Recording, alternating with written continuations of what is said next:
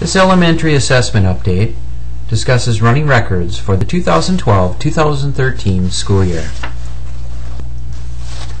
For the 2012-2013 school year, please continue to follow the Yellow Book guidelines. Yellow Book content is currently being moved to a web page for easier use. Every student must have a score entered into Infinite Campus during every assessment period. You can get to the Fountas and Pinnell web page by first going to the Data and Assessment web page. The web link for the Data and Assessment page is included in this presentation. Step-by-step guidelines for entering student information into Infinite Campus can be found by following this path: Administrative Software folder, Technology Resources, Infinite Campus, Elementary. Use the file name entering period F&P period EDL2 period scores. Baseline assessments should be administered to all students who are not advanced in spring of the previous year. These are due September 30th.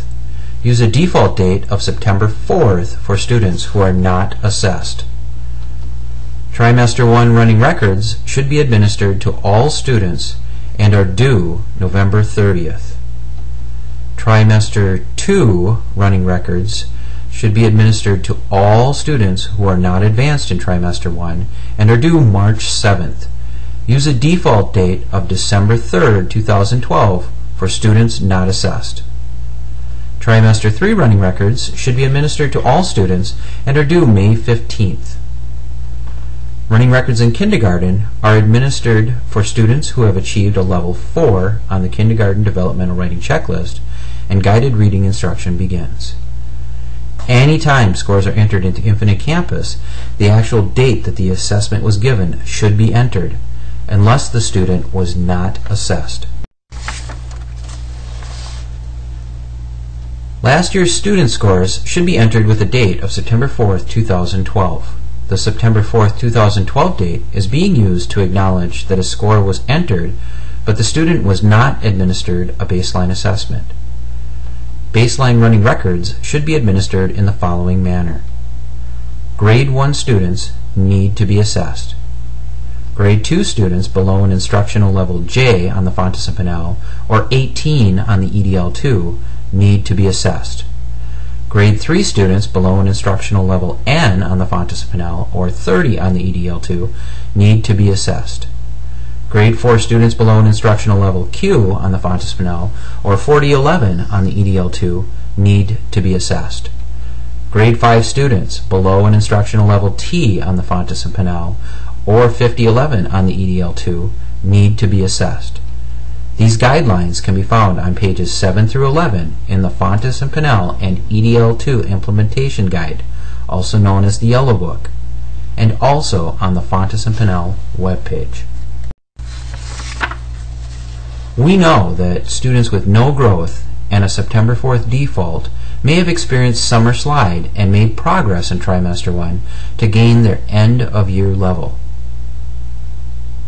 These students will look like they have made no progress. For this reason, some schools test every student at the beginning of the year. School practices that exceed the district policy are acceptable. Please use an asterisk as a placeholder for students who take the assessment and are not at an instructional level A.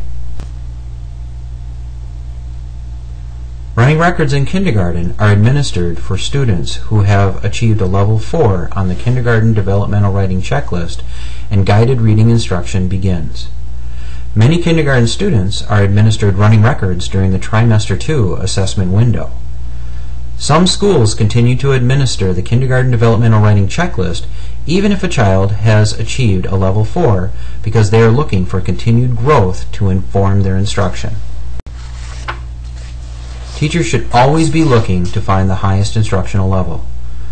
Remember that we should use Fountas and Pinnell and EDL2 assessments formatively to plan precise instruction. Thank you and happy testing.